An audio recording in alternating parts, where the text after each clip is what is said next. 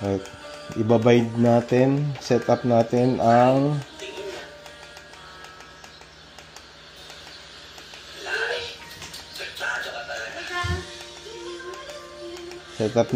ang ating biplane. Alright. Giling. Pindutin mo yan. Ito. Pindutin mo. Ano? Nakapindot ka na? Pindutin mo. Ayan. Tapatan mo lang. Okay na? Yeah, walang ilaw eh. Ayan. Alright. Wait ah. Huwag ka muna umalis. Baka kasi hindi nag-bind eh. Wait lang. Right.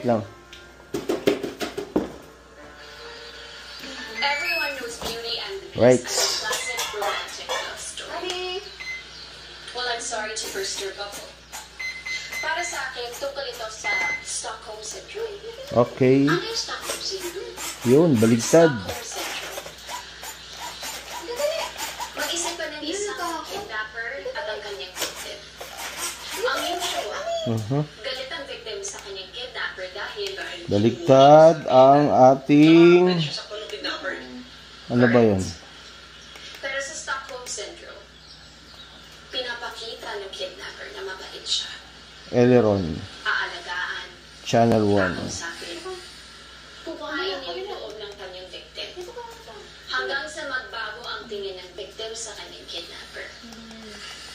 Katulad ng ginawa ng Beast.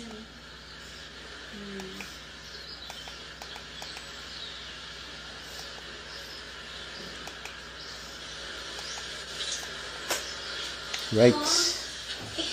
Hindi kaya kidnapper si Beast? Left. Alright. Later up. Rather left.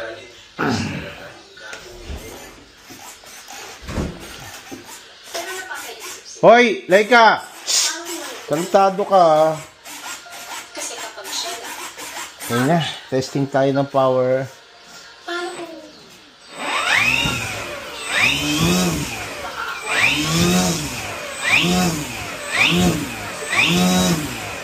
Alright. Left, right, left.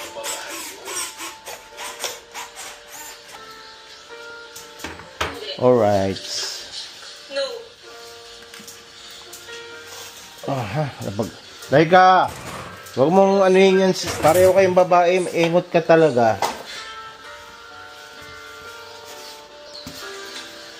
Testing. Na kaya mo uwi ng isang tao.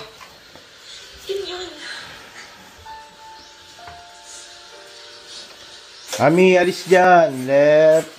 Nagkakatagdag mahal. Ami. Mas Hoy. pipiliin mo mas maging mabuting tao.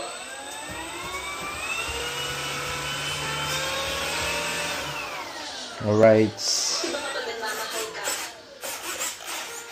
na ikakalma mo yung sarili mo para lang hindi ka makasakit ng iba. Wala sa center yung rudder.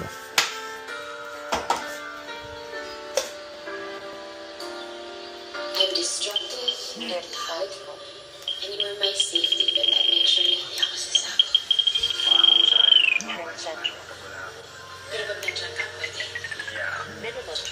It's too.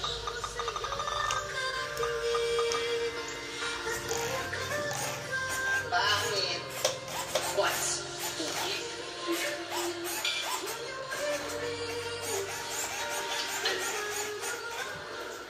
Para maging best version ng sarili mo.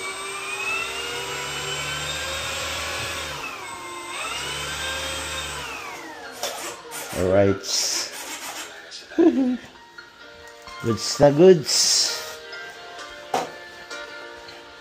Lipad tayo sa Sunday. Lipad natin to.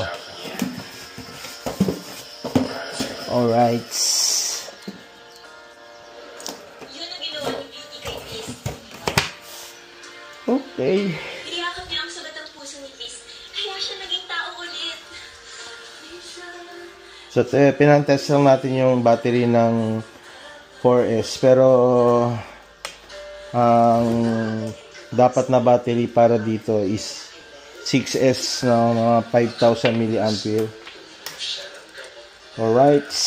Okay. Ipad natin yun sa Sunday.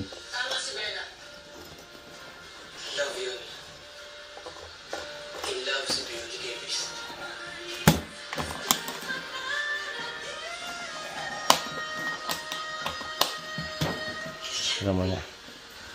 Ito pa na ikakabit yung frame.